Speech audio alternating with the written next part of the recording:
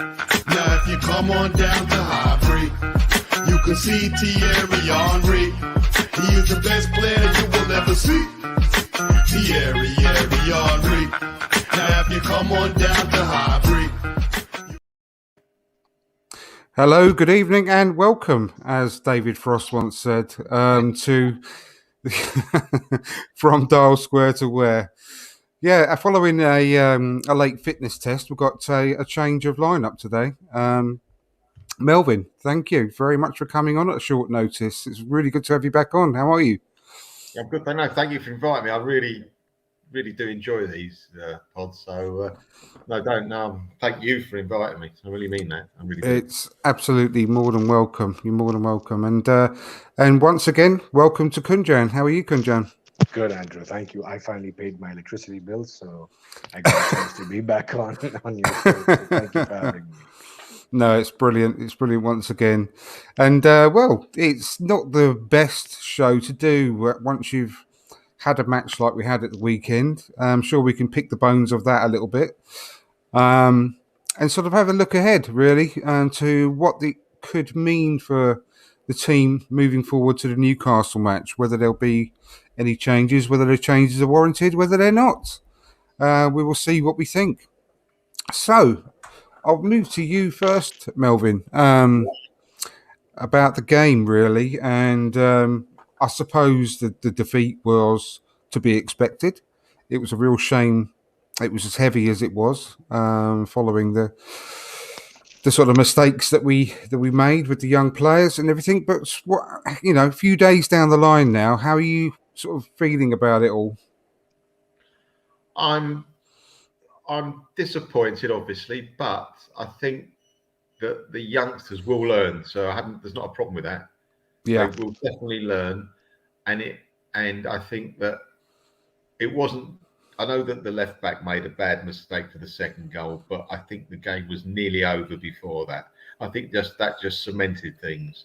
I think that there's certain other. I wanted that game for the senior players against Liverpool away to show and do something. Yeah. They didn't. I thought they might have hit a bit. Sorry to say. Now then, just to explain what I mean. Mane, and I'm not saying that Liverpool didn't deserve to win. They were different class. Right? Apart from the first 30 minutes, they were different class. But Mane got away with murder. Right? He did, yeah. And that, Arteta got annoyed at that, and rightly so. But, and this is where the inexperienced ones wouldn't have done it, and I wanted the experienced ones to do it. The players should have had a go on the field and not wait for the manager to have a go. You wanted... Yeah. They should have been the senior player should have been in the referee's face. They should have been giving Mane a little bit and going in. All right, if they got booked, they got booked. That's the way of it. But I know we would have got booked the first tackle anyway. That's a certainty. He did 4 fouls on the trot. He never even got spoken to, Mane. I think they should have. I mean, I'm not a lover of holding, as you know, but against Liverpool, I think it was at Highbury last year. He knocked him to the ground, Mane, and went, "Come on, then we'll have some." And Mane never went the rest of the game, right? We needed some of that to be done. Not pretty, wait for the referee to do something. Of course, no teams do that. Even the great Man United team needed the referee on their side at times, and we never seemed to get it. So we got to make a referee aware of what is going on. And I think our manager saw that the players weren't doing it, and he got annoyed. He was frustrated, I think, as much as on our players not doing it, than what Liverpool were doing. So... that was really that was one of the main disappointments for me. And also, I know they're a very fast team, Liverpool, and very strong, and give everything else that went on. But we gave the ball away too much. When we were holding the ball, the first 25 minutes, they couldn't touch us going forward. We were actually making some good moves, some runs. Saka was making a lot of space on the right, but we had some footballers that weren't up for it on the game. Lacazette didn't have a good game. He's been playing quite well recently. Aubameyang had his normal game, I'm afraid. Didn't show up. And the amount of times that Saka got the ball, or someone gave the ball to Lacazette or Aubameyang, and the move finished with them, it was disappointing. You cannot have... look at Liverpool's team. I know it's chalk and cheese, but Liverpool players, when they have a move, very few times does a move finish with one of their players. They normally put it in the net or they get tackled. It's very like they do a bad pass. We did so many bad last goals passes that could have been on for a goal. We muck up again. That's the part you've got to get right. You mustn't get it wrong. Absolutely. Get it wrong so many times. I was watching, as I say, I'm watching. I'm going, you know what? This ain't too bad. I'm relaxed. But once the first one went in, and the crowd were behind him even before that with the Arteta situation, it didn't look good. And again, just to finish off with Andrew, once they scored their second goal, it opened up again. Why is it that when other teams play Liverpool at Anfield, they can get beat 1 or 2, whoever they are, the Newcastles, the Burnleys, whoever. When we go 1 or 2 down, it looks like it's going to be 5 or 6. And you notice every one of their goals was from about 3 yards out. I know. Yeah, absolutely. So that's what I thought of the game. My knee jerk and after reaction. Just one quick question following that up before I move to you, Kunjan. Who would win in a fight, Melvin, between Arteta and Klopp? Probably Arteta is faster, younger, faster. Don't you think Klopp would be a bit dirty though? It's like kick his shins or knee him in the balls or something like that. I think Klopp would be too worried about his teeth, his protruding teeth. Yeah, not the face, not the face. Yeah, not my face, not my face. A bit like that. So I think I'll just go in the ribs a little bit. It'd be lovely to see, wouldn't it? Lovely to see. Well, same question to you, Kunjan. Not about the fight, well, you can come to that if you want to. However, about the match as a whole, really, and your initial thoughts about it a couple of days later down the line. So I think Melvin was spot on about everything, including even Sadio Mane. And I feel let's not talk about Mane because I think he's rapidly become my most hated player, I think. Sure. But it's his face, his smarmy face after. You know, after he does something, he's got that cheeky little half grin on his face, knowing that he's got away with something. Do you know what I mean? Anyway, sorry to cut in. No. But I funny. Here's the thing, right? Like, let's look at our season so far, and we talk about Johnny Evans. We're like, he should have been sent off. We talk about Sadio Mane. You know, there's a whole debate around he should have been sent off. Why are we so reliant on people getting sent off to get a result? Why are we not dependent on us as a unit? That irrespective of the red card, irrespective of an injury, we will get the result. Why are we so hell-bent on that? That's the first thing I want to ask. The second thing is that obviously I do feel our first half was better than our second half. Let's not even talk about our second half. And Melvin said it. He said it perfectly. He said, why is it that the minute the second goal goes in, we're aware that it's going to be a third or a fourth? And it's happened against Manchester City. But let's put the red card for Manchester City in this perspective. Liverpool, we had all 11 men. Liverpool, we had our first 11. We did not have Ben White missing. We didn't have Aubameyang and Lacazette missing. We had our first 11. And I think it comes down to two reasons. Number one, we do not have a plan B when it comes to the tactics. We're going to stick to this formula. And the minute someone like Jurgen Klopp's a genius. I love the man. I shouldn't be saying this, but I love the man. He's a genius. He knows what he's out to get. And once he's got that pocket, once he knows that this is what I'm going to play, this is how we're going to play. I personally thought the second half, Arsenal are going to come out looking for the equalizer. It was the other way around. Klopp came saying, we need the second, we need the third, we need the fourth. And you could see at one point, they even took a step back. They were not aggressive. They were not going for the fifth. They were like, if it comes, it comes. I think it was Jota who nearly got the fifth.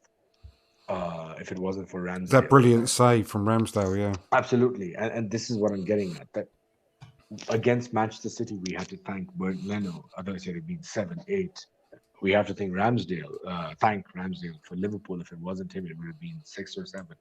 But we don't have a plan B. So that's the first thing. The second thing is I do believe we are so hell-bent on playing a certain way that we are so confident that ship 4 against us, we'll ship 4 right back.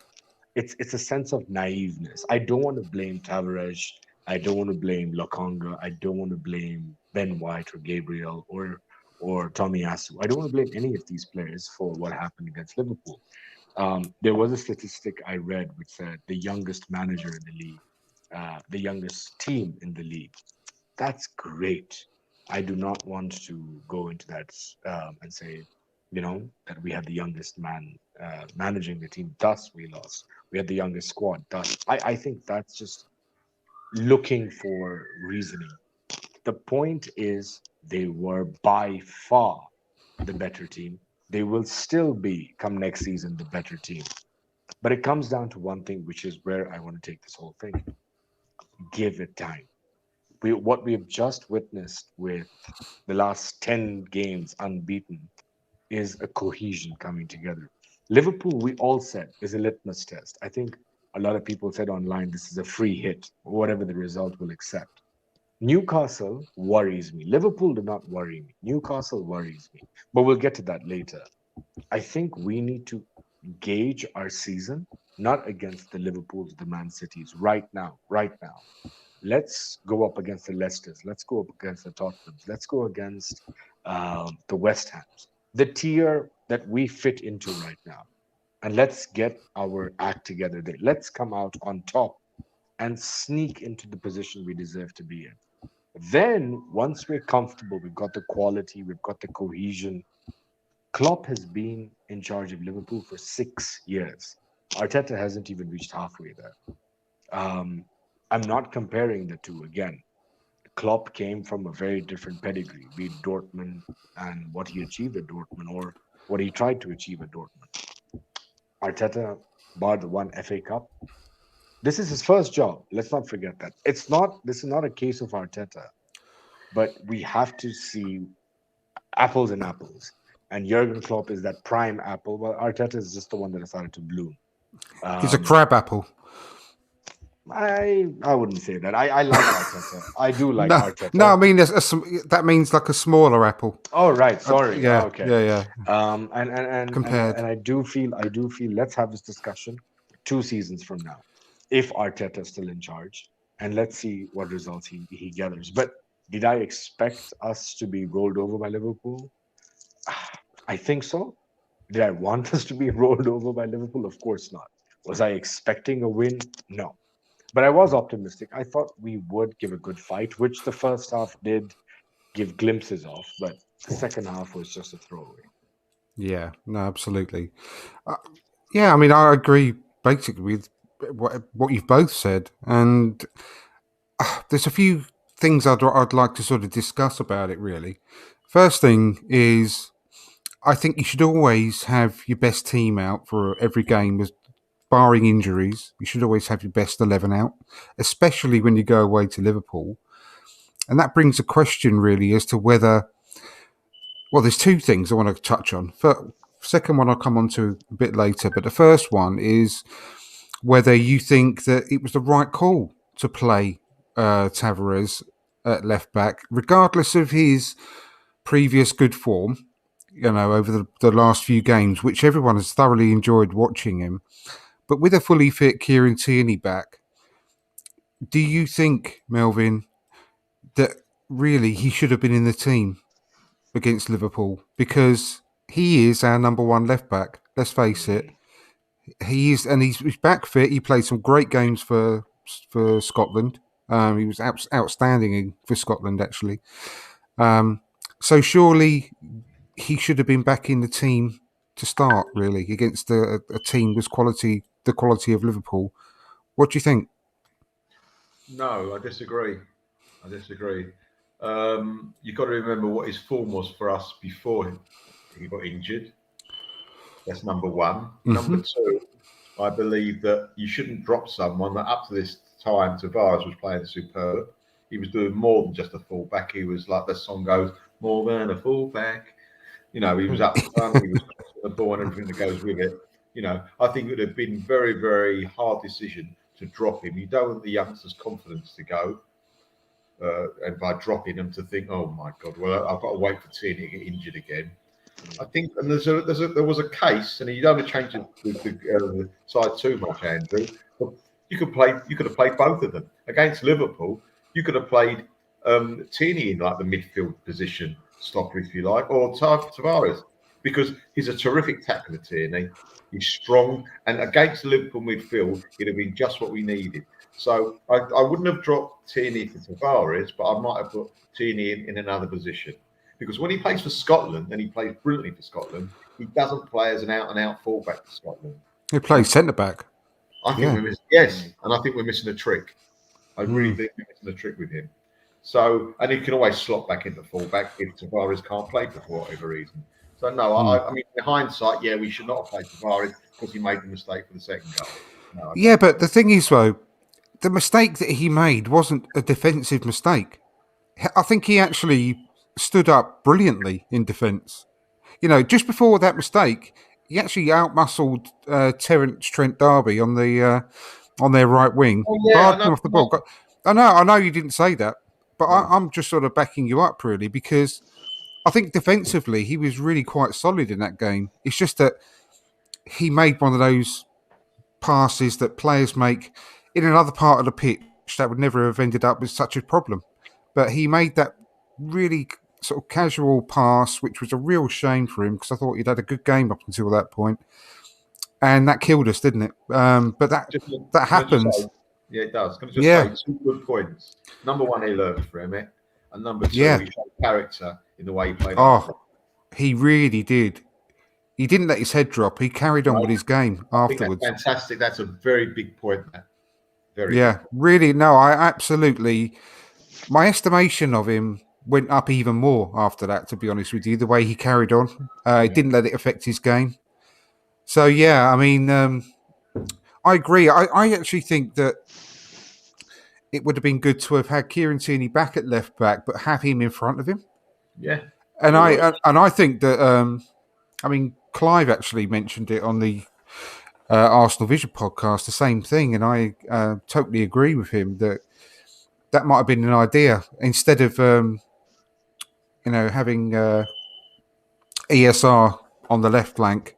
You could have either moved ESR into the number 10 and dropped Lacazette from that game, or just dropped ESR full stop just for this one game, give him a bit of a rest after the week that he's had, couple of weeks that he's had with England and everything, and play Tavares in front of KT just to, because their right hand side, let's face it, they've got not only Terence Trent D'Arby there, but they've also got obviously Mo Salah, the best player in the world at the moment, in front of him. So to have KT and Nuno on that side, it might have actually been a good thing to do. But I mean, same question to you before I move on to the next thing. Do you agree, Kunjam, really, with what's just been said? Absolutely. I think Tavares. You see, this is the one thing about the fan base. And also, sorry, before you actually get going, just one added question onto this, and you can answer it as well afterwards, Melvin. After this game, should he retain his position for Newcastle as well, Nuno? Right. So I'll tell you, like, the fan base is so split. We're so bipolar, if I can say that. It's like if we drop Tavares for Tierney, we'd be on Arteta's case saying he was on form and you've just brought Tierney in. He's been out of the squad and Tavares has been playing so well. Arteta out. That would be the fan base, all right? Now that Tavares has been brought on and he made a blunder, which let's not shy away from. It was a blunder. It led to the second goal. Fine. Lakonga made a few blunders. Fine. Again, now we're jumping on Arteta doesn't know his best 11. Arteta doesn't know how to manage his players. Why did he not put KT in? Arteta out. Like, I'm not kidding. Arteta could put Nigel Winterburn in and they'll say Arteta out. Okay? And I'm saying prime Nigel Winterburn. I'm not even saying right now. He could have Ashley Cole and Winterburn and they'll say Arteta out. But what I'm getting at is that he made a blunder. Yes. All right? He wasn't and again, it was a test of fire. You're putting these kids against the previous winners of the Premier League. 2 years back, the winners of the Champions League. You're not talking about small fish. You're talking about the big boys. Mo Salah right now, the best player in the world, who's playing on that flank. You've done well, whatever said and done. Yes, he made a blunder. Yes, he was not up to par. Do you drop him for Kieran Tierney because of that? I mean, for the Liverpool game? No. I think he's been in a good run of form. And let's not fix what's not broken. The back four, including Ramsdale, the back five, have been phenomenal. We've been raving on about it. Let's not fix it. Like it's working. It didn't work for the Liverpool game. We learned why. Um, I do also feel we forget that Tavares is just what 20, and this is the first time he's in the league. He's rusty. He's bound to get his grooves, with every game that goes by. And he's a different player from Kieran Tierney. Also, we've seen this in the past with Tierney. He'll come back, we'd be so excited, picks up an injury. He does that, the fan base jumps. Arteta is stupid. He's getting Tierney on and he's injured. Now, what are we going to do? So no, I don't think it was an incorrect decision putting Tavares. I do believe for the Newcastle game, my personal opinion is to get KT into the starting 11, just so that Tavares does not obviously have the whole Liverpool game bogging down on him.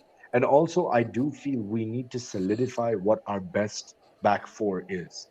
And I do feel with Tierney, we have a better back four than with Tavares. Okay, cool. What about you, Melvin? Do you think he should come back in for the Newcastle game, Kieran Tierney? Yes, in some respect, not necessarily at left back though. I mean, Tavares offers so much going forward now. I mean, Tierney used to as well, dashing down the left and putting those crosses in. But Tavares, when he gets going, he's fantastic. Yeah. I'd like to see both of them play. He probably won't do that, the manager, but that's what I would like. One thing you touched on before, you spoke about taking Lacazette out the number 10 role, right? What I don't understand. Well, coming on, just before we get into that, that's my next point. All right. No, that is my next point, actually. So, if you've not got anything else to say about what the Kieran Tierney think, no, I just think Tierney we can go on to that.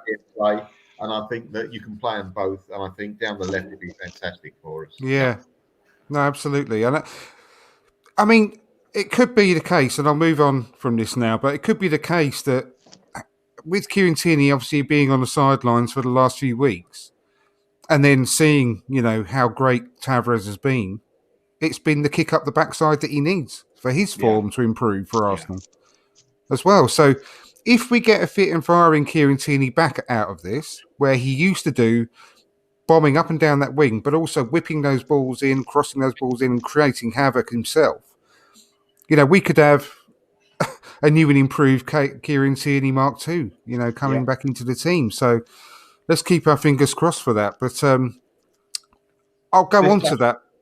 Sorry, go on. This happened historically, Andrew, years and years ago. Geordie Armstrong, as you know, was a great player for us for many years. And around about the double season, they bought Marinello. And he was the obvious. And however good Geordie Armstrong was, his game improved again when they bought Marinello. I mean, and Marinello wasn't a success at Arsenal, but it was a success in making Geordie Armstrong, which we couldn't believe, even a better player. So it does work. Things like that work sometimes. 100%. That's what you need. You need good quality competition in every position, don't you? Yeah.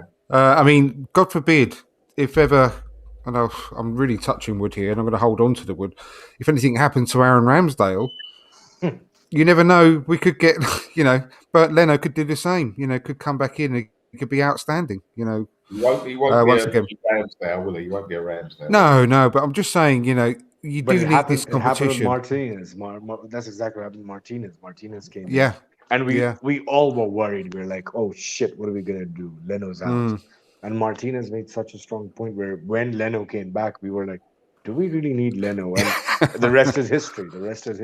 I know. That's the thing with Kieran. People forget how good Kieran Tierney is as well. And they've got swallowed up. And I'm the one of them as well. We swallowed up how good Tavares has been. But it's also made people forget that Kieran Tierney is a fantastic player as well. It's less than a year back, if you remember his performance against West Brom. Yeah. I The love that game. infamous snowy night where Tierney took the left and he sliced one in with his right foot. What Yeah, a it's one of goal! my. What a performance! Kunja, and you forget as well that last season, Yeah. if we were doing a pod every week, I was giving him 8 out of 10. It wasn't just the No, West it's Brom true. game. It's true. Yeah, No, exactly. I Yeah. love KT. Like I that's why I Yeah, the said West I Brom brought was a him back. pinnacle because he Yeah. actually kicked the ball with his right foot and smashed it. Yeah, in it's the box. amazing. Every week he was. You can give him normally after a game. You give a player how many points out of 10. You can give him those points before the game. Yeah. It's true. No, it's true. He was our most consistent player, like barring Yeah. Saka. Brilliant. He Brilliant. was our most consistent player. It's true. He had a slow start to the season, and a lot of Yeah. that can be down to. And this isn't like I'm making an excuse for him because it happens right across the board. And I think you can go through most of the international teams, especially the England team, and most of the England players had a slow start to the season because of the Euros. Same goes for KT. He plays every minute for Yeah. Scotland, Yeah. regardless. Yeah. Even in all their friendlies, and he plays everything. He didn't have much of a break in the summer again. He started the season slowly, and everyone's suddenly thinking, "Oh, KT's gone a bit, No, gone a bit bad." But he's you've got to make those yeah. allowances for a player coming off an international summer as well sometimes. So let's hope with this break that he's had forced on him with that injury, and then being on the sidelines because of Nuno's great form, that it does spur him into life. And when we do see him back in the team, whether that's next weekend, this weekend coming, let's hope we see the KT of old from last season. And just to touch back, like just to go back a couple of years, we had, it's coincidental, but on the left side, we always had good competition. If you remember, we had at one point Van Bronckhorst and Silvino. We had Ashley Cole and Gael Clichy. Like we've always had a good level of competition. Why not now? It's healthy to keep that in. Like if Tomiyasu, God forbid, gets injured, what's our best option? Suarez. I mean, I wouldn't get excited about putting Cedric. He's a different type of right back, but the same thing applies to the left hand side. KT and Nuno are very different left backs. Yeah, absolutely. I'm going to move on then to, we're just going to get straight into the point. Lacazette, right?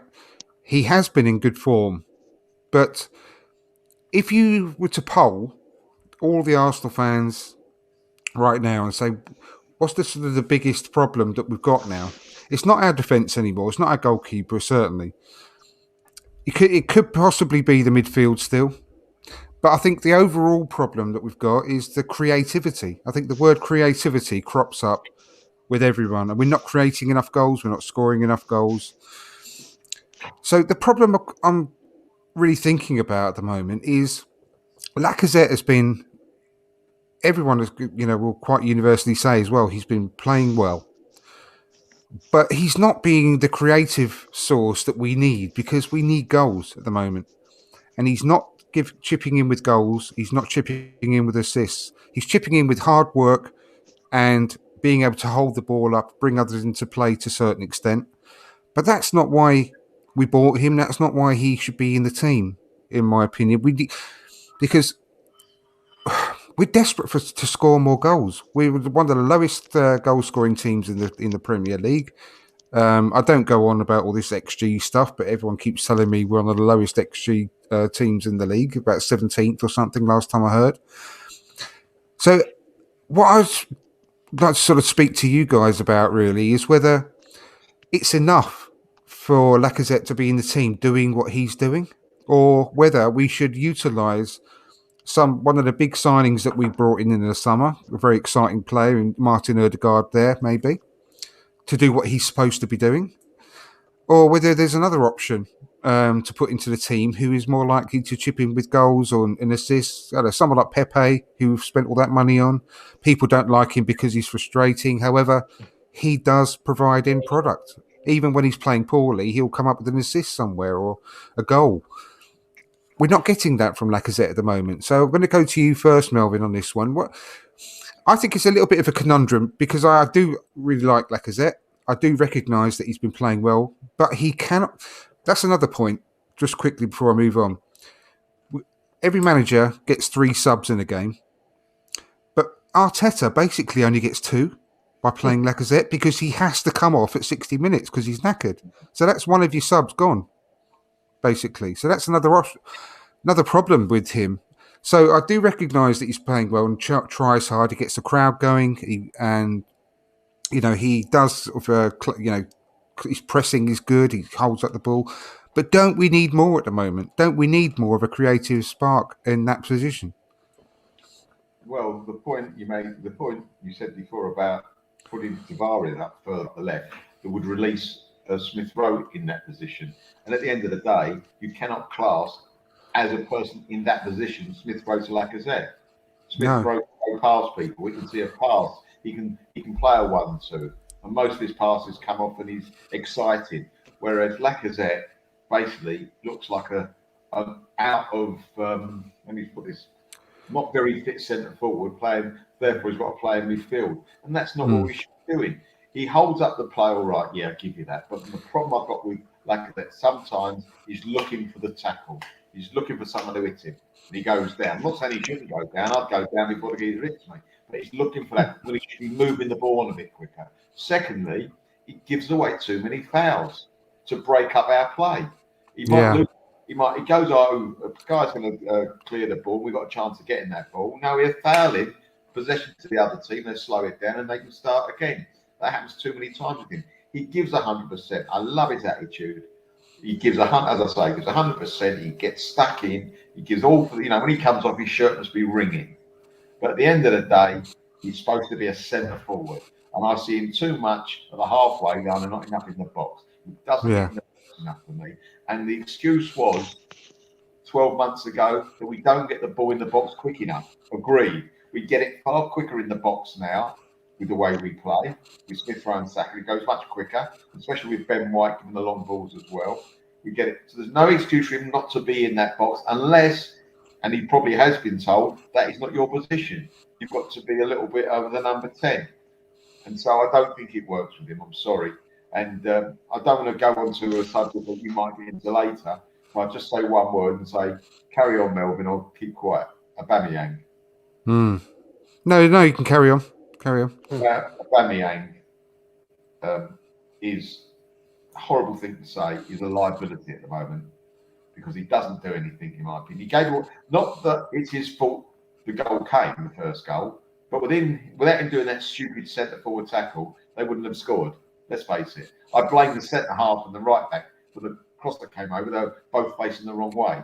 That's another story. But it was a stupid foul to give away. Liverpool has got that right-back has got the best cross this side of the Mississippi. You don't want to give those type of fouls away unless you have to. And it was a weak, soft foul, really. No reason to do it. He was running into the Arsenal midfield, the guy. He could have been and would have been properly tackled. Aubameyang, yes, he's a great goal scorer, or he scores great goals, but he's not a great goal scorer anymore. I think we're playing. You say we play with only 2 subs now. I think we're playing with 10.5 men. Honestly, with him, he just, for me, and I want him to do well. Obviously, I want him to do well, but I've tried and tried. I just think there's got to be better options. And if we're going to talk about the Tierney's or Tavares going up the left and Tommy going down the right, then I know that people say he may not be good enough. But I saw Martinelli when he was in the middle getting crosses. He was devastating. Absolutely. He arrives late. They can't pick him up. He can head a ball. He can kick it near, whatever you like. He can score goals. He's a natural ability. I don't want to see him on the wing getting chopped the whole time.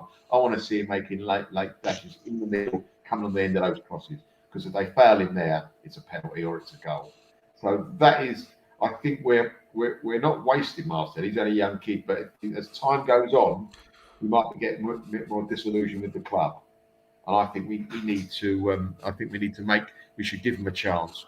Really, really give him a chance. Because he can't be, honestly, after 11 minutes, I phoned up my friend. I talked to this guy during the game. I phoned up and said, I've seen enough. Aubameyang can have one of those games again. I can't see any change. He's not going to do it, but I would love to see Martinelli given a chance in the middle. He can't be any worse. No, exactly. And the same could be said for Balogun as well, to at least get some minutes at the end of each game just to see, because you can't just abandon someone like with the talent of Balogun after the first game or two of the season as well. So, but I agree. But one thing, I'll move on from that, and I'm going to take Melvin's comments and pass them on to you, Kunjan. But what I will say is, do you not think that with regards to Aubameyang, that could be helped by swapping out Lacazette for someone more creative, so that so we're providing more good quality balls into the box for Aubameyang to actually feed on? Because having Lacazette there, he's not a creative guy. Right. And to actually add someone else that's a bit more creative, like Odegaard, into the team, maybe Aubameyang can do what he does best to get onto the end of things. Okay, so let's not talk about the Liverpool game, because you could have had the most creative players in the world at that moment. We were not going to get let's just talk overall. Right. So we have seen a couple of experimentations across the season. We've seen the 4-2-3-1, we've seen the 4-4-2, we've seen a 4-3-3. I think bar a back three, we've seen every perception out there of the back four leading up. Like, I think even at one point we've been seeing the 4-2-4, which for some odd reason worked. But I genuinely don't understand why Odegaard has been dropped, and because I know I keep reading, they're like, oh, Odegaard's a flop. He's not a flop. He's not getting the game time. That's the first thing. The second thing is, he is your quintessential number 10. You cannot put him out on the left. You cannot put him out on the right. To make him even play behind the striker, like, the only team that I can say that kind of a lineup would work with, and we have to go into a time machine and go back in time, was the Invincibles, where Bergkamp played behind Henry. It was a 4-4-2, but Odegaard, Emil Smith-Rowe, even Bukayo Saka or Lacazette or Aubameyang are no Bergkamp. You will not get the kind of quality where you have the technique, you have that finesse, you have the ability, to switch with the pass. We don't have anyone. We have absolutely no one who has that kind of quality. So let's not put that same comparison. And also, the Premier League has evolved. The speed, the technique, the tactics, everything has evolved. I think we need to revert to a formation. And I know we keep discussing formation because the 4-4-2 has been working up until Liverpool. Watford, we just got through with the skin of our teeth. But the 4-4-2 is working. Even Emil Smith-Rowe is playing out of position. If we started at the beginning of the season, and I came up to you and I said, you know what, guys, this season Emil Smith-Rowe is going to take the number 10 shirt and be deployed on the left, and not in a front three. No, in a 4-4-2 where he's on the left. You'd call the cops on me. So the truth is, even Emil Smith-Rowe and Odegaard, the whole discussion going into the season was who will start in the number 10 role. And everyone was like, oh, but it's the same thing of Tavares and Tierney. But Emil Smith-Rowe is not a creative player. He drives passes. He takes the ball. He goes forward. He has those attacking runs. He has those late runs into the box. Odegaard is your Mesut Ozil, very flair, dynamic, creative player. I think we do need the creativity. Melvin has said something which a lot of people don't want to admit. They don't want to admit this. I don't think Odegaard is a problem. I don't think the midfield or the creativity is a problem. It's the gentleman up front who's wearing the captain's armband. He's off form. He's not performing. And all we keep hearing is, just wait till the next game. Oba is back. I think we are starting to see the decline of Aubameyang, as much as it hurts. And we have one more season with him next year, and let's see what he gives us. But I do believe the gentleman up front is the problem. Even having Lacazette, if you remember, again, it was towards the end of last season where I think Aubameyang wasn't well, as I think he caught malaria. And Lacazette was linking the play beautifully with Saka, Emil Smith-Rowe. We were having those ping-pong, tiki-taka passes going on, and they were scoring goals for fun. But that's because Laka was playing with his back to goal. He was bringing everyone forward, and they did have a certain flair.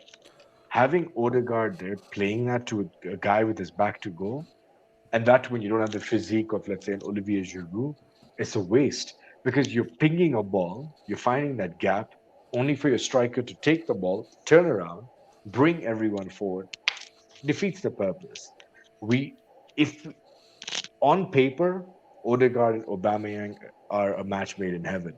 You play the creative pass, you get this tall, lanky speedster to go for the ball, you have a goal.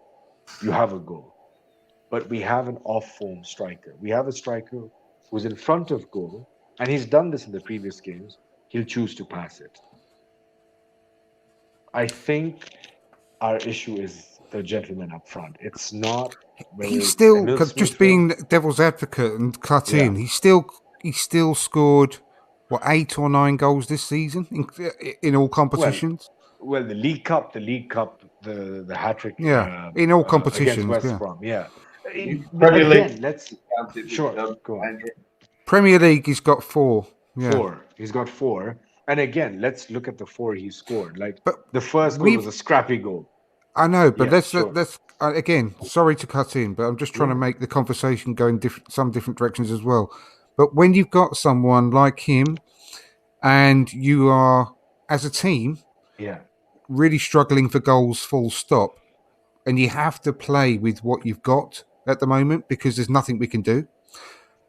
What do you do then when you've got someone like Aubameyang? Do you try and get him in the box and provide him with the ammunition? Or do you just want to get rid of Aubameyang out the team at the moment and replace him with someone else and perhaps, mix up formation again? I mean, what's the best thing? We need to score more goals. So do we try and persevere with Aubameyang with more ammunition, or do we do something completely different? Listen, he's had enough chances, Andrew, but I think you still start with Aubameyang, and it's not working. You're allowed to pull him off at half time. Mm. You're allowed to do that. So and that doesn't very often happen. It never happens. It might happen 10 minutes to go. Normally it's Lacazette who goes off 20 minutes to go. Well, because he has to, yeah. Lacazette has to go off and he has to use his inhaler and stuff for about 60 minutes. So there is no law to say you're not allowed to take Aubameyang off at half time. I think it might be in the old marble halls, it might be, but not now. Sorry. If he's not playing well, it's not happening for him for whatever reason, we should be big enough club, or the manager should be big enough to say we're taking our captain off, we're trying something else, and we don't do that. No, absolutely. Kunjan? We okay, let's talk about the strikers we have.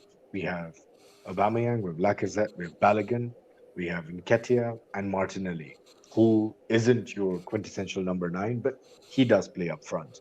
And Pepe, who can also play striker. If you ask me, my first choice was and will always be Martinelli. There are lots of stories, and Melvin mentioned this earlier, that Martinelli is what's happening, no one knows. But I still say they know better. They know why he's not playing. They know why, and even that perplexes me. We're 4-0 down. You bring or 3-0 down. You bring on Mohamed El Neni. You don't bring on a Martinelli to try and give the run. Like sure, Give them something to think about. Exactly, and Gabriel Martinelli will stretch your defense. He'll come hungry with that energy and with that speed. He brings on Mohamed El Neni. Thomas Partey had a stinker. Why no one speaks about it? He had a stinker. You bring on Maitland-Niles. Okay, fine. He's had a bad game. Maitland-Niles is not going to change the game. Do we have the depth to bring on someone as good as Thomas Partey? No. Change it up. Change up the formation. I agree with you, Andrew. Look at Thomas Tuchel. His whole career, he's played with the back four. He comes to Chelsea. He sees what he's got. Reverted to a back three. Won the Champions League. We can adapt. I do think this is a little bit of a stubborn mentality where, no, I'm going to stick to my back four and maybe play around in the front. But I do see, and I don't know, maybe call this a little bit of imposter syndrome, but I do see Arteta trying to replicate everything that Pep is doing. Pep did the 4-3-3. He's trying to implement the 4-3-3. Pep is playing a false nine. He did the false nine. Pep is somewhat working with a 4-4-2. It just doesn't look it on paper, but when you see them play, like I watched them over the weekend, it's a 4-4-2. It's just very incognito. He's trying to bring up the 4-4-2. Like we're finally getting our grooves, and that's why I said this earlier on. For me, the Liverpool game, fine. I'm looking forward to Newcastle, and for many reasons why I'm looking forward to Newcastle. But Because they're that's shit. where Eddie Howe, like I like he's he's the young Bielsa. You don't know what you're going to get out of Eddie Howe. You're going to get a 4-all draw, a 3-3 draw like we had, if you remember, with the infamous scorpion kick from Giroud. We don't know what we're going to get. You're going to get a Newcastle, which is ironic. Eddie Howe's first game in charge, it was a 3-all draw. We don't know what to expect, and that's a good match to have to see where we stand. But Yeah, coming back, sorry. no, I mean the go good on. thing is I don't know whether Eddie Howe's going to be on the sideline still. Yeah. And also, I don't think he's been able to actually spend any time with them on the training field yet because of his. But on the game, if you see the blueprint he's bringing up Yeah, already, there were like 6 players in the across in the final third, which is a very Eddie Howe style. Like that's what he was yeah, implementing at Bournemouth. he's coaching from a distance, isn't he, at the Yeah, moment, yeah, remotely? So yeah, that's good for us because he hasn't been able to put his full imprint onto the team yet in person. yeah. So I'm glad that we've got them now, coming up Yeah, on yeah, it's Saturday true. It's true because rather than another month's once they get time. their groove going, the only thing they're going to think about is how high they want to go up the table as compared to survival. Right now, it may look bleak, but they're going to try and go as high as possible. Yeah, absolutely. So it's going to be an interesting one because, like I said, I am glad that he hasn't been able to fully implement everything yet. For like I say, be there on the training pitch with the players day in day out to drill them. It's not the same doing it from a distance, I'm Yeah, sure. yeah, So I'm glad that we haven't got them in a month's time or whatever. It is going to be interesting to see how we line up. I do think we need to make some changes. I don't think it's. I mean, I said this a few weeks ago, if you remember. I said when we were beating, I think it might have been after the Leicester game, mm, and we've had a couple of games then where the 4-4-2, if you want to call it that, had been working really well. We've done some good results with it. We've looked really dangerous, but we can't play like that every week because right. we get scouted. You cannot just carry on in the same way because teams will do their homework. They'll find out how to overcome you. So you have to go. You have to change it every so often. And I'm still tempted. I mean, I'd like to look at the back three, like Melvin mentioned Mm, earlier.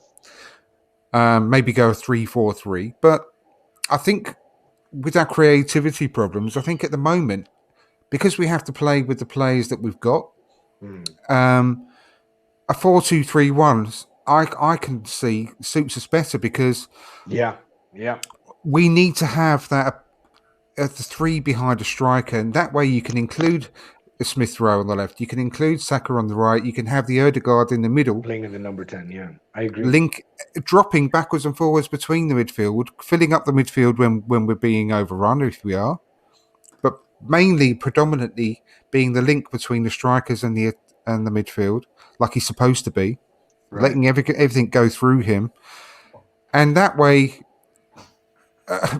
And when it comes to it, who is going to be the one? Who is going to be at the tip of the 4-2-3-1? That's the main thing for me. And I would just love to see someone like a Martinelli Yeah, get yeah. that opportunity. Do you remember even last season, or was it the season before? Maybe it was when Aubameyang was out for that long period of time. Lacazette was dropped because of his form, and we had Eddie up there for about Yes, maybe it was 6, 7, last. 8 games, and he was scoring goals for us, wasn't he? Yeah, Because he is quite dynamic, Eddie. I do quite like Eddie. I'm not going to say he's ever going to be a leading striker for Arsenal. It's highly likely he's going to be leaving in the summer. But when you actually give someone a chance and a run of games, they can actually play well. I mean, we need to give someone like Martinelli a run of games, a Balogun a run of games, even. You cannot say that these two players that we've got up front, just because they are £50 million strikers and they are the highest paid players in the club, it does not mean they should be played every week. I totally agree with what Melvin said earlier. The manager needs to show some strength, get them out of the team for a while, show them that there's consequences to poor form, that you're not just going to get your shirt every Saturday regardless. You have to play well and you have to fight for it. So, I mean, Balogun's definitely got to go out on loan in January, in my opinion. So I'm going to rule him out for now. But Martinelli is there waiting in the wings, desperate to play. And I am worried about him. I am worried about how he's feeling at the moment, being left out and marginalised. And he's like us. He's sitting on the sidelines watching the team, lack of creativity, lack of goals. And he's thinking, why aren't I out there? Because he's only human. He's thinking, if I was out there, I'll be doing a lot more than these two players are in front of me. So that's the way I feel about it. And we've got to get more chances. We've got to score more goals. We're not going to get anywhere by just trying to go for a 1-0 win. Are you aware, gentlemen, Richard on his pod said it the other day, that we haven't scored an away goal in the second half? Probably. No, I wasn't aware of that, but it doesn't surprise me at all. That's amazing. I don't think we scored in both halves, have we? Is there a stat? No, we have. I'm trying to remember which game. Away from home. No, not away from home, but we have scored. But we have not won both halves, and I think we discussed that. We discussed that, I think, after the Leicester game or the Watford game. And I said we haven't scored. We haven't won both halves, and that still stays. No, that annoys me. That does annoy me. Do you remember we discussed this about Watford, where I'm like, we need a positive goal difference, and then Liverpool comes along. We've gone back to a negative goal difference. And if you look at the top half of the table, we're the only team with that heavy of a negative goal difference. Manchester United got beaten by Liverpool, got beaten by Manchester City, got beaten by Watford, and they still have a better goal difference than us. I know. Yeah, it's maddening, isn't it, really? I'm going to move on to the last sort of main subject that I wanted to talk about now, and that is Thomas Partey, because I don't quite agree that it was awful. I think he was a 6 out of 10 against Liverpool, but most players were crap in the second half. First half, I don't think he was too bad at all, because Lokonga played well alongside him. Lokonga, I thought, was really good at the first half against Liverpool. I wish I knew what happened to him in the first 5 or 10 minutes of that second half, because it was quite unbelievable, the mistakes he was making, Lokonga. But when you have a player like Thomas Partey who is consistently injured, that is the biggest down thing for me with Thomas Partey. He's always coming back from injury. Now, you can easily, and it's quite right to say, against Liverpool, he was never going to be like, he wasn't wearing a cape. He wasn't a Superman there where he's going to start bossing the midfield against one of the best teams in the world, if not the best team in the world. After a lengthy injury layoff, remember, he couldn't go away on the international duty. He was still injured. He's come back in. So you've got to make allowances for that. But the problem I've got with him is that we're always making allowances because he's consistently been injured since he's been with us. So that's a real annoying thing for me. But when you consider that we've had these conversations so many times about partnerships, building up partnerships across the team, and having the back five now is set. Maybe Kieran Tierney can come in and out, obviously, as well. But the back five is set. It's looking really good. And that's only going to get better and better because of the way the players playing with each other all the time. Gabriel and White is going to be a very, very good, solid partnership. I think you'll all agree. Because they're playing consistently well together. Now, Thomas Partey hasn't had a consistent partner in that central midfield ever since he's been with the club, has he?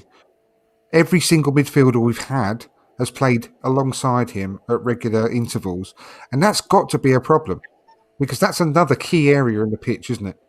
The midfield central midfield partnership is very, very important.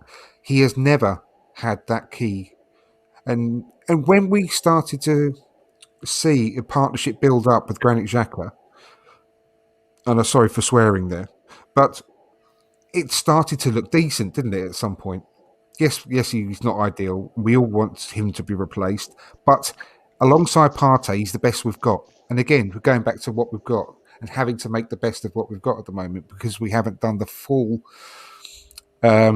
squad overhaul that we need. It's not finished yet. So we've still got to play with what we've got. And Granit Xhaka, whatever anyone thinks, is still the best partner for Thomas Partey at the moment. And when we started to see that come together, it's just utterly typical luck because we missed Thomas Partey for the first part of the season.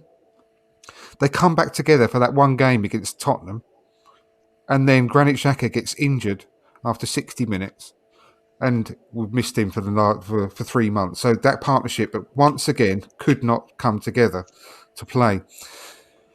And although Sambi is obviously going to be an excellent player, everyone can see that. He's got real quality. He's not there at the moment, and we saw that massively exposed at the weekend. But I still think he should be given more chances as well because of his mentality coming back after that mistake he made against, was it, I want to say Brighton, when he lost the ball in midfield and it conceded a goal? I think it was Brighton. He came back excellently the next game. It wasn't Brighton. Brighton was a 0-0. I think it was Crystal Palace. Palace. Sorry, yes, I beg your pardon. It was, you're right. When he came back the next game, and he also made a statement after the game, didn't he? Say, I can't wait to get back out there and put that right. And he did. He was excellent again. So I'm sure we're going to get the same out of him again. But he's showing that he's not ready to be a mainstay every week in, week out at the moment. He's still got to be given time. So we need to, when you buy a player like Thomas Partey, we did the same mistake with Cesc Fabregas. When you've got a player of that quality, you still have to supplement it with quality around them. And we desperately need someone to go in alongside Thomas Partey, whether that's going to be in January or whether we're going to have to wait until the summer to get that someone to supplement him and to help him in the middle of the park, because it doesn't work sticking in just a player of second-rate quality against one of your best players, like we did with Cesc Fabregas for so many years, with Flamini alongside him. They were best mates off the pitch, but on the pitch, he needed better, and we never gave him that. So, and I think we did the same with Van Persie. Well, we never gave him someone excellent, to go alongside him. It was always second-rate strikers that we sort of fed him with. So I'm not making excuses for Thomas Partey for his poor form, but I think we could do better for him, and he can do better by bloody staying fit, is the main thing that I was going to say. So, I mean, he's been slaughtered, I think, over the days after his performance at the weekend. I mean, how are you sort of feeling about Thomas Partey at the moment, Melvin? Do you still believe in that there's a good player in there? Is anything that I've just said sort of stuck out to you that you don't agree with?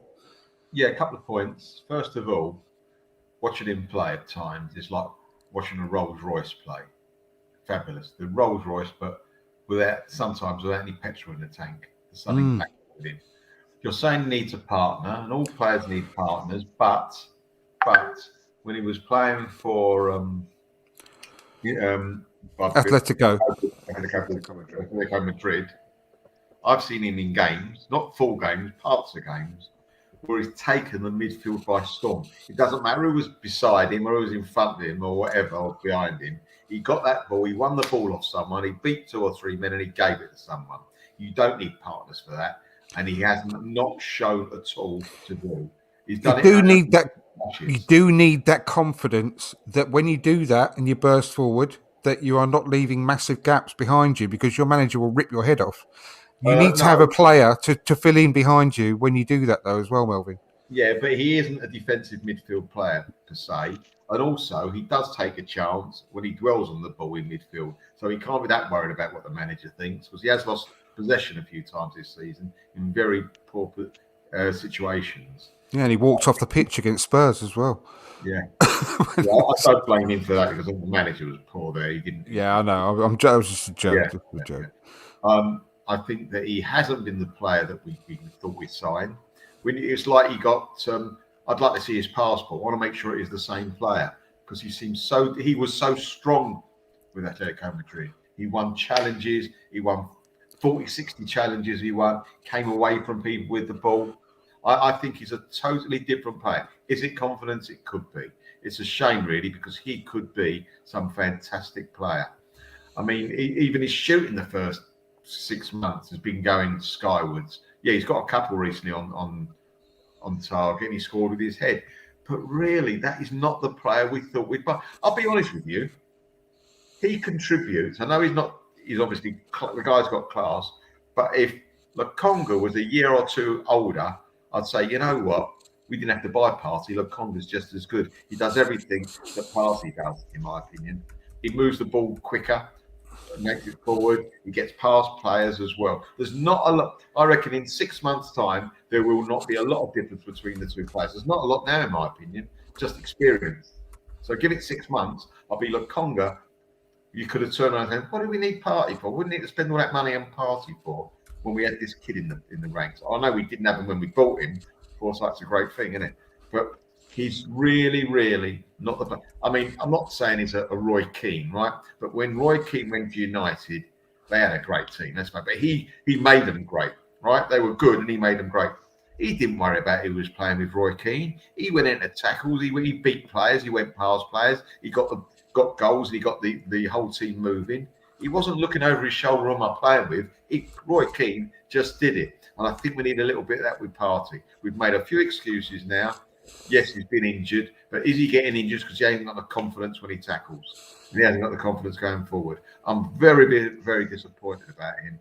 Very disappointed. And I think I'm not upset we bought him because I think there is a player there, but we can't just keep going on. Oh, that's interesting. I should have my t-shirt on. I put one of the t-shirts. Not about that. Sorry, young man. He was a late substitute, yeah, Ryan. Late stuff. That's very little notice. Will do next time. Promise you. So no, I think that it's a shame that he's got injured, but the whole thing's got to change. We can't keep playing him for 5 matches. He has 2 good matches, 3 poor matches, then he gets injured. It's like a roller. We can't keep doing it. Something's got to change. He's got to have a talk to the manager, or the manager's got to talk with him, or the players have got to talk together and get it right. Because I say there is a player out there, and we're not getting anything like that out of him. No, I agree with all that, Melvin. What are your thoughts on it, Kunjan?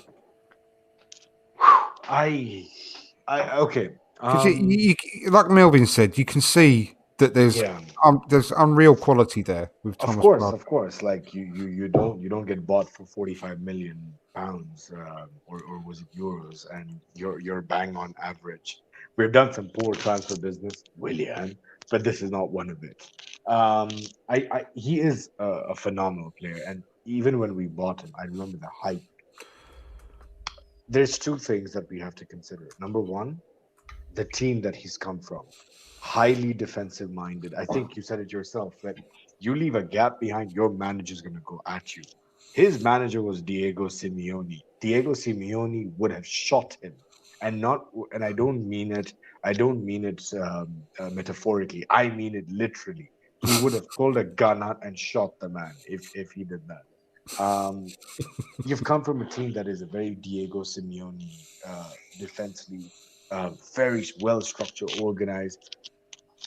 We saw without Thomas Partey, they went and won the La Liga. Okay, let's take into consideration that Barcelona were poor, Real Madrid were poor, but they did a good job. He's come to the Premier League. The Premier League is not the La Liga. I mean, let's call a spade a spade. He's come into Pep 2.0 Arsenal, which is very free flowing, fast football, and you've just come from Atletico Madrid. Like let's keep that into perspective. Second thing is the injuries. I'm with you on that. Like I think it's the Arsenal curse. You could bring Cristiano Ronaldo at his prime, and I think he'd be out for 10 days, for 10 weeks with an injury, and it could be something as little as him stubbing his toe. It's the Arsenal curse with injuries. Um, but I do feel there's something not working with Thomas Partey, which is the same thing with Aubameyang. And call it a coincidence, but why are the senior players in the highlight? Why are we not talking about the young boys? Why are we saying Aubameyang? Why are we saying Lacazette? Why are we saying Thomas Partey? There is a pattern here. We just don't We understand want. it. I think fans want more from these players because they cost so much money. They are the big name signings. They And they're expect, experienced. yeah, the experience exactly, and they expect them to have their capes and masks on and perform like superheroes every week.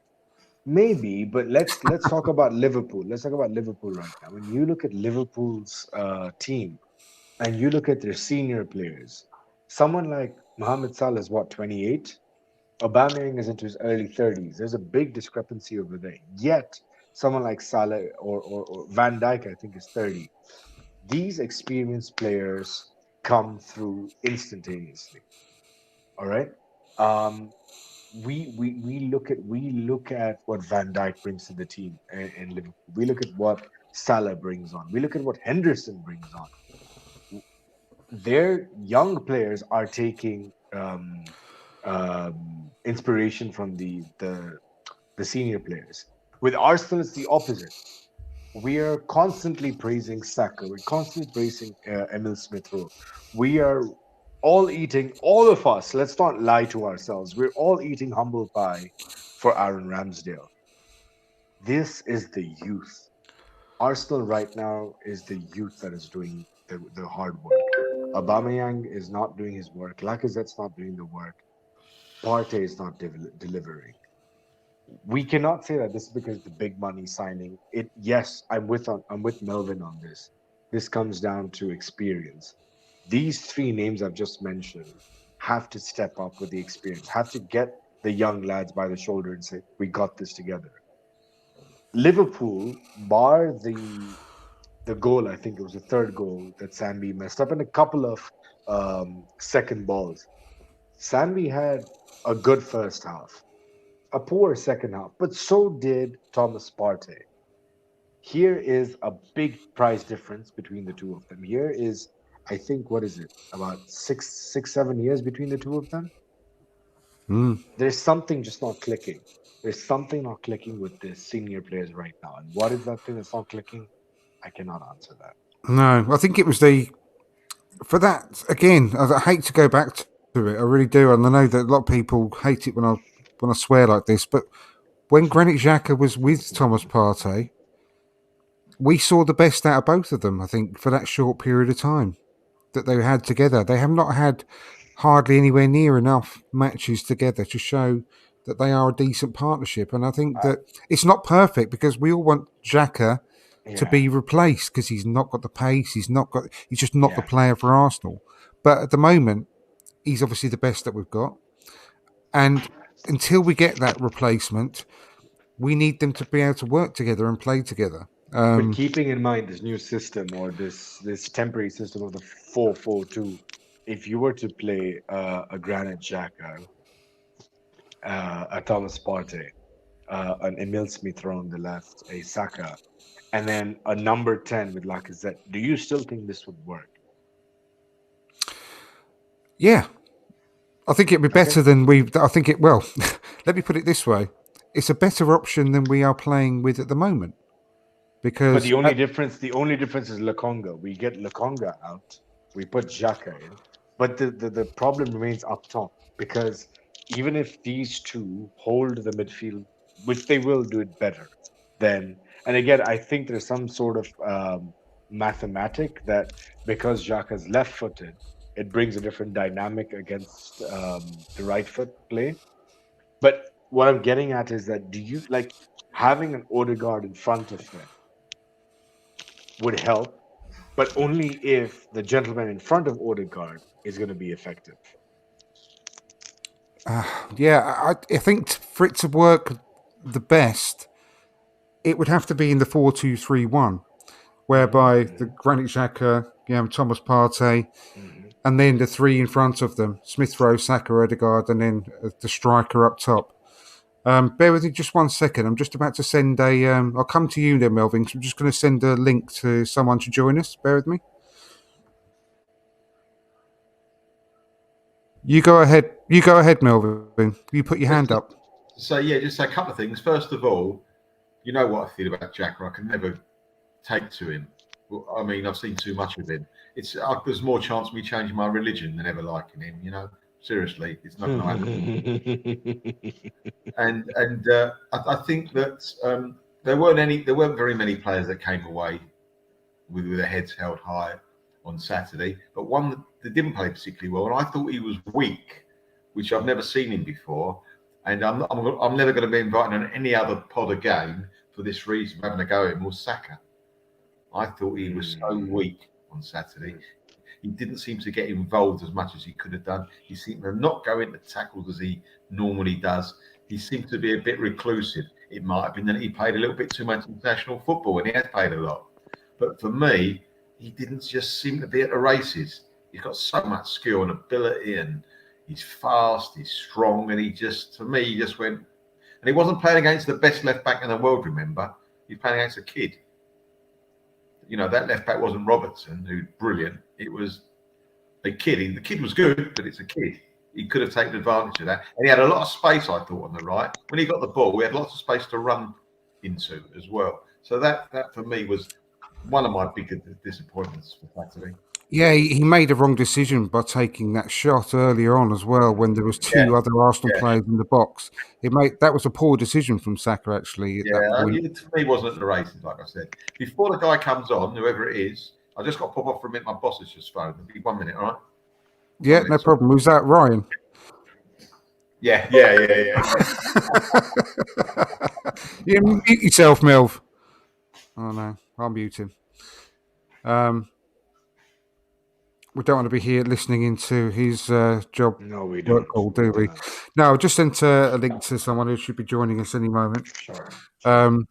I've heard this guy's called Mohammed. Actually, he's been he's from Palestine, and he's been on Harry's show a few times, The Chronicles of Aguna. I don't know if you ever tuned into that channel from time to time, but he's been on with Harry a number of times. So that'd be nice to just get him on as well. He's a sports journalist who's an Arsenal fan. So yeah, it's an interesting one really with Saka because I too think that he's not been at his best. But going back to what I said earlier, it's always the same when you've just come off a busy international tournament in the summer. That if you go through all the England team, for example, who got to the final, and look at all the players, barring one or two, I think they've all had a slow start to the season. And when you consider what Saka went through at the age of 19, with that penalty kick and everything, and becoming pretty much a mainstay in that England team, it's understandable that it's affected his form a bit at the beginning of this season, I think, especially for such a young player. Now, a 75% Saka is still better than most Premier League players, especially at his age. I'm just going to add Mohammed now. Bear with me 1 second. Hello, Mohammed. Hi, guys. Good evening. Hi there. I was just evening, introducing you. We've not spoken directly before, but I've seen you on Harry Symeou's podcast a few times. You're a sports journalist from Palestine, aren't you? Yes. An Arsenal fan, and it's really nice to have you on. Welcome. Nice to meet you. I was with Harry in once. I spoke, then I finished, then you entered in Harry program. You That's remember? right. Yeah, it was a phone-in show, wasn't it? Was it the phone Yes, one? yes. It was the phone-in one. Yeah. That's where me and It's my Andrew pleasure. fell in love, didn't we, Andrew? We met Yeah, and fell in love there. exactly. That's where our passionate affair started, wasn't it, Melvin? Yeah, but luckily no one's listening to this, are they? All can't hear. My pleasure also always to talk about Arsenal and to be with you, Andrew, and all of the guys to speak always about Arsenal. Yeah, absolutely. Well, at the moment, you can come into the conversation on this point, Mohammed.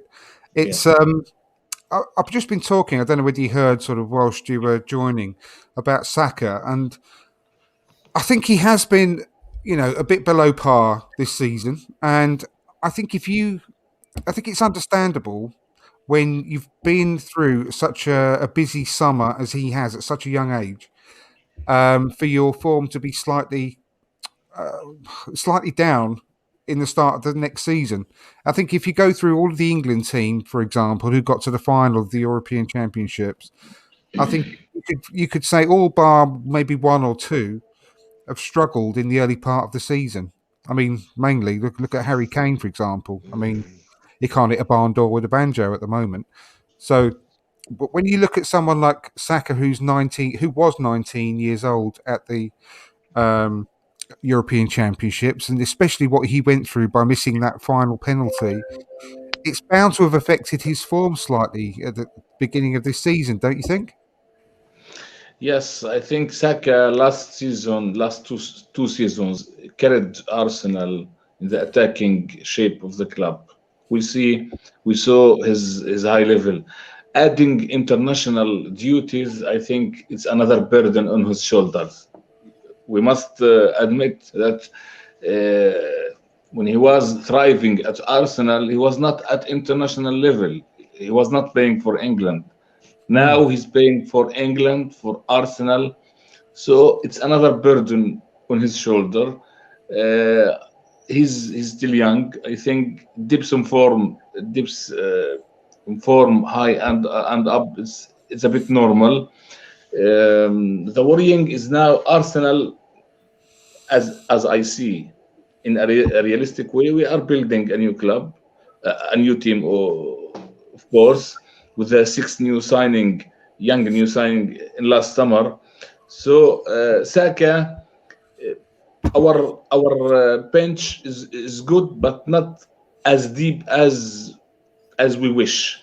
So I think Arteta is not convinced to give him rest in some matches and to play another player who trusts him, that will be always very good when he starts. So he keep playing Saka from the beginning. It's another problem.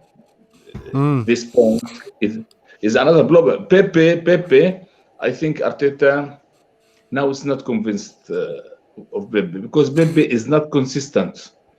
This is his main problem. This is the main problem of Pepe. I think sometimes as well, when you consist to play someone, it can be counterproductive if you're trying to play them into form. I think sometimes it can work, but sometimes when you've especially had how many games have we played so far this season now?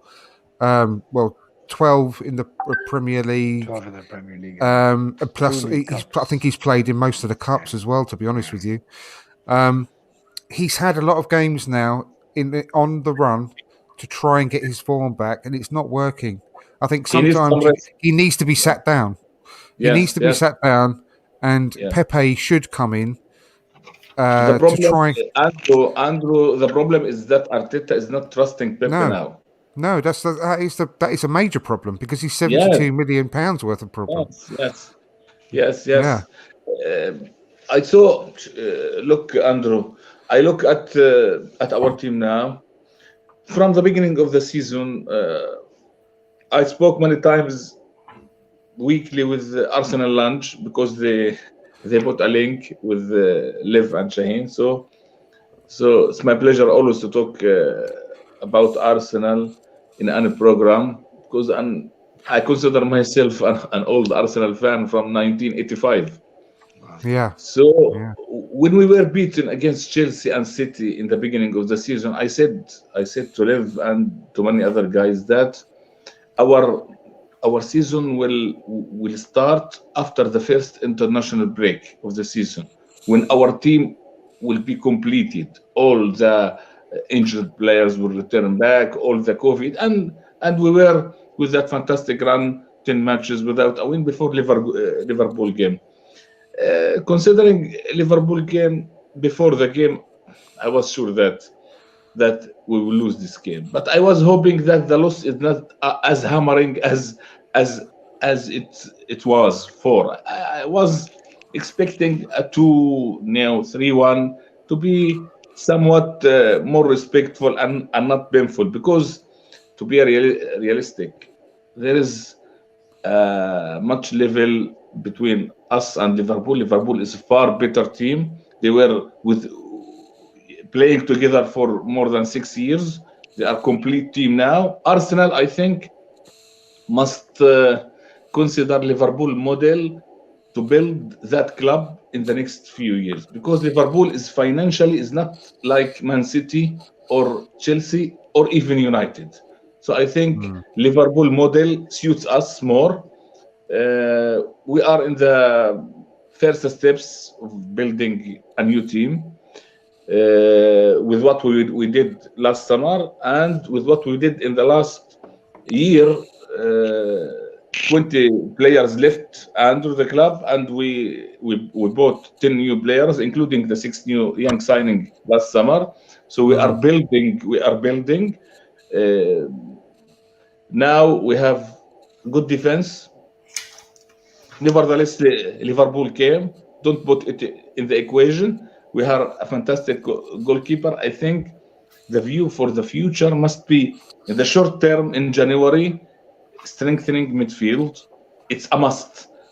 I think if Arsenal board, Arteta and Edo will not sign a single player in midfield, they are jeopardizing our season, because we have now a chance to fight for the 4th place and for the 5th and 6th, which is Europa League places. But our midfield in Liverpool match let us down.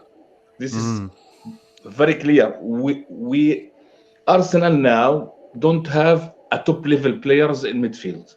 So considering Xhaka injury, and he will return playing in January, and after 4 or 5 months absence, Arteta will not rush him straight forward to the starting lineup. He will. Yes, bearing in mind that Partey will go 1 month in the AFCON, and his backup El Neni will go also. We can't play 35 days with Niles and Sampi together. So we must bring in January one very good midfield, even if on loan until the end of the season. That will help us. And in the next summer, we continue our strengthening, mainly attack. We need a forward that will be our main forward, and this is a very important point, because Laka will leave and Nketiah will leave. And we need 2 top strikers next summer. One play number 6 and one as number 8.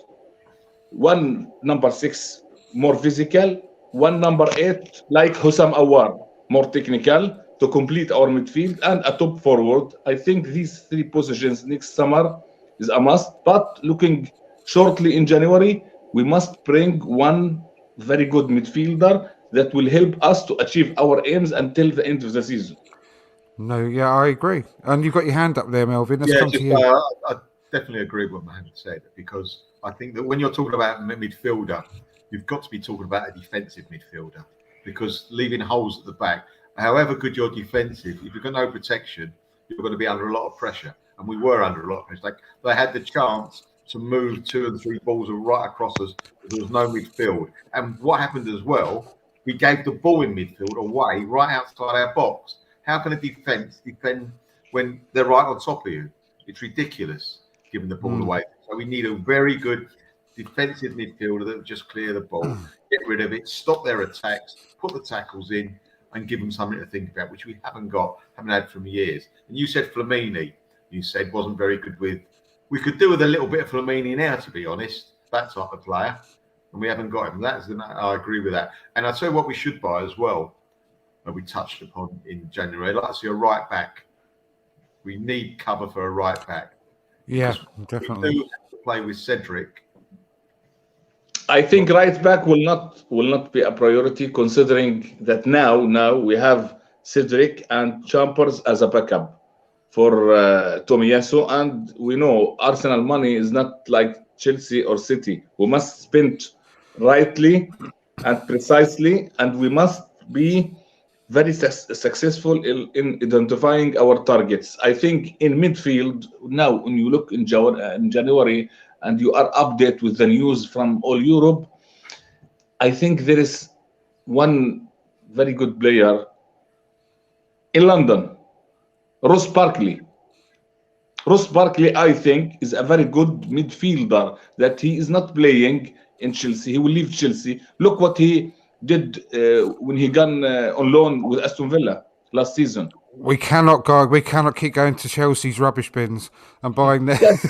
I'm only joking, Mohammed. I'm only joking. Yeah, another name that today I read that will leave Juventus is Arthur. Arthur. How old is he? Who was playing in Barcelona? 25, I think. 25 years old. Yes. So we must identify the chances that will appear in January. We must sign a midfielder. It's a must. If we didn't sign, it's a big problem. Look at Liverpool. Partey was not his day. He was not. We didn't feel that Partey is playing and affecting the game in midfield. Sampi was a little bit confused because he's young, although I appreciate his talent. Look what Arteta did. We don't have the real cards to make the game more difference in our side. Niles and Nini is not at the level of Arsenal team, both. And I expect both next summer to leave. El Nini, and we will sell Maitland-Niles. They are not, look at any top team in England, their midfield and Arsenal midfield. I think a big gap. You know, Melvin. Chambers and Cedric are very good backups as long as you don't have to play them. Yes. They are backups. Yeah. They are backups for sure. But considering midfield, it's a worry. It's a worrying area, I think. I think Hossam Aouar is the most influential player that we missed signing him last summer, and he's still available in winter and also next summer. Hossam Aouar, I think, in my opinion, will take Arsenal to the next level. I compare him with Bernardo Silva, with these top guys. He's very talented. He can create goals. He can score goals. He's gifted technically. He can play number 8. He can play number 10. He's a very, very, very good player. So I think we must go for him. I think his brother is the problem. Why is he still about? I think it's his brother, Melvin. It's his brother. You know, his brother is it's a similar sort of problem to his career as Nicolas Anelka's brother was. Nicolas Anelka's brother. Yeah, but at least Nicolas Anelka's brother, he went at different clubs and they earned a few quid, and so he went to different clubs. This geezer hasn't moved. No, because he's demanding so much money as an agent for an agency fee. It's ridiculous. Right. It was something like bear in mind 12 million quid he wanted as a fee. Guys, we must bear in mind Corona crisis and the situation of the club financially. So I think because last summer we spent the money on 6 positions, we spread the money on 6 positions. So I think it was a good window, but to be perfect window, I think we should have signed Hossam Aouar. And now he's still available because he didn't sign a new contract with Lyon. See, they will sell him. He's supposed to be available for a cut price deal now as well. So yeah, it's definitely something I'm sure that the club are monitoring. I'm going to move round now, and just before we close, I'll just finish up on one last sort of question for you all, really. And I'll come to you first, Kunjan, on this. Moving on to the Newcastle game, put yourself in the position now of Arteta. I want two things. I want two things from you, and this is the same for all of you afterwards. What do you think Arteta's going to do for the lineup for the game against Newcastle, and what would you do?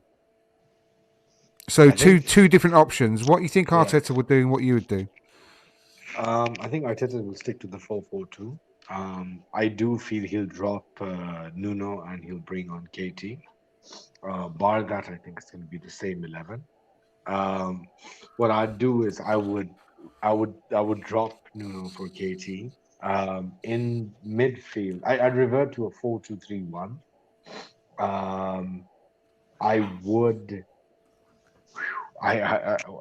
Again, call me insane, but I think with the 4-2-3-1, I would love to see Partey and Lokonga at the base. The middle three would be ESR, Odegaard, Saka, and up front I would play Martinelli. I think I would agree with all that. I think that's what I would do as well, and I think that's what Arteta would do. But what would you do, Melvin? What I would do, I'd start with Aubameyang, because I don't think the manager's got the guts to drop him. I would start with Aubameyang and bring on Martinelli if it doesn't work. If it does work, fine, carry on. But at half time, I'm not talking about 10 minutes to go. That's not good enough. I would also, when it comes to the Tierney question, I would probably start with Tierney. Yeah, I think he would probably as well. Start with him, that's what I would do actually. Yeah, I'll start with him. But Melvin, what would your starting 11 be, irrespective For of me, the manager? What would you start? My starting 11 would be the back four fits itself with Tierney in the back four, with the goalkeeper, obviously. That's the four.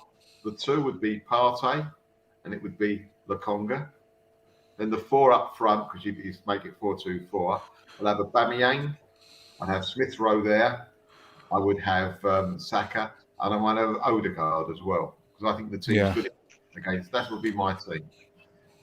Yeah, cool. And finally, to you, Mohammed, what do you think Arteta will do, and what would you do? Yes, I agree with what have been said. I think Tierney, before the Liverpool game, I said to many guys who were speaking about the game that Tierney should start the Liverpool game. I said this 2 days before, instead of Nuno, because Tierney defensively is a much better player than Nuno. Nuno is still young. Tavares, 21 years old. He has a good technique, good pace, but defensively, Tierney is a much better player. So I think Arteta got it wrong regarding Tierney and Nuno in Liverpool game. I think to protect Tavares after Liverpool error, he should rest and Tierney should start.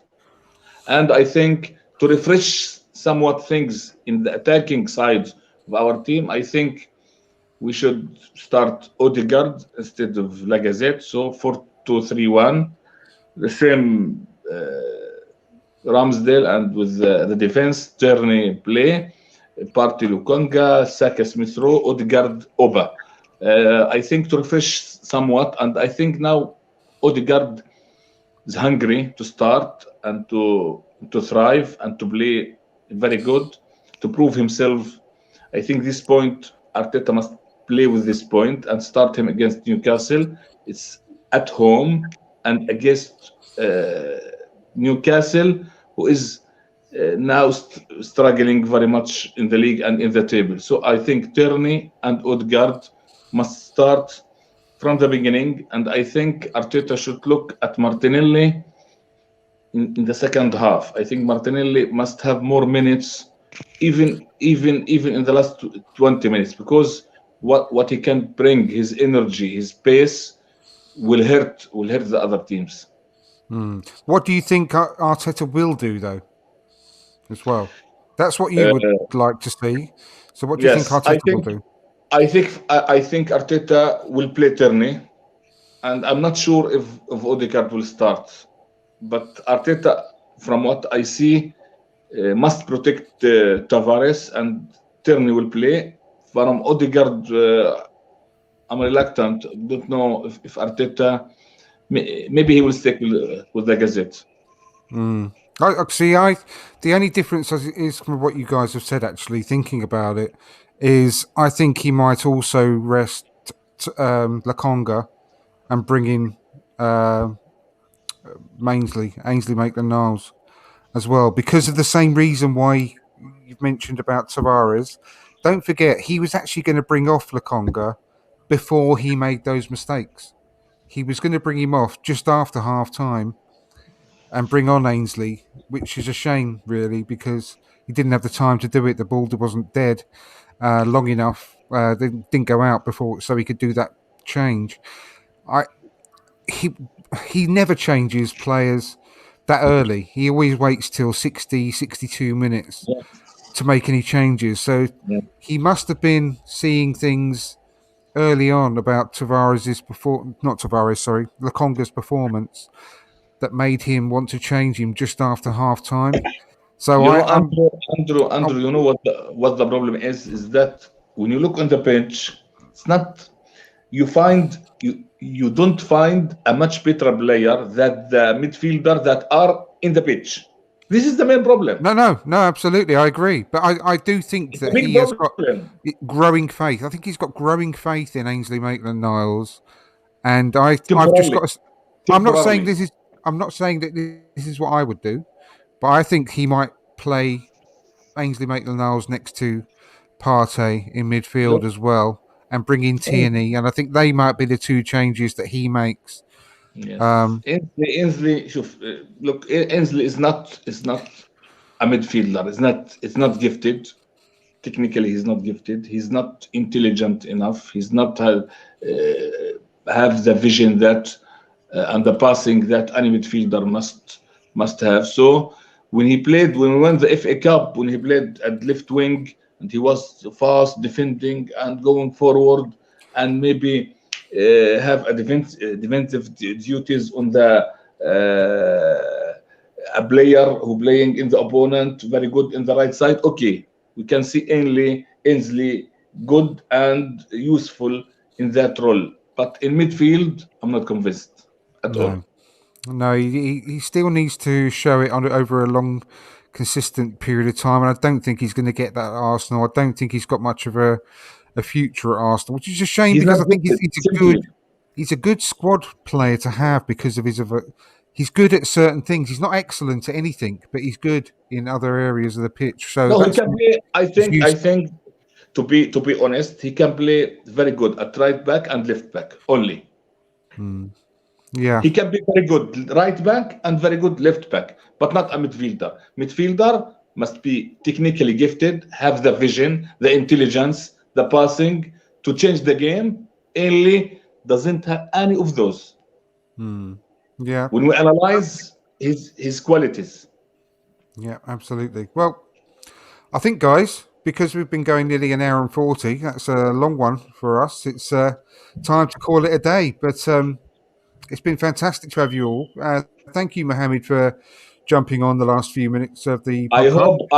I hope, Andrew, it's not the last time that I be with you. No, definitely not. Definitely not. We'll get in touch keep in touch on Twitter as well, and we can arrange something for coming up in the future.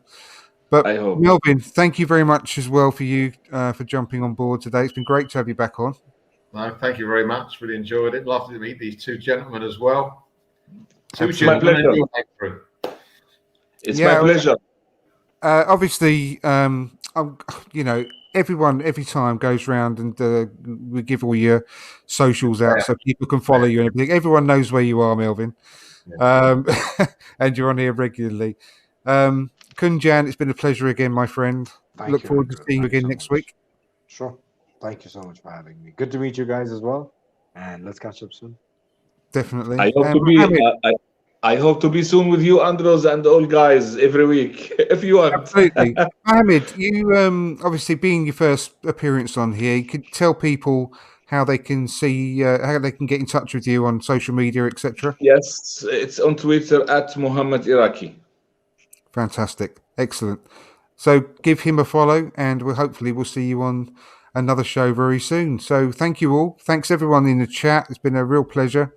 Thank you for all your comments. It's been really appreciated.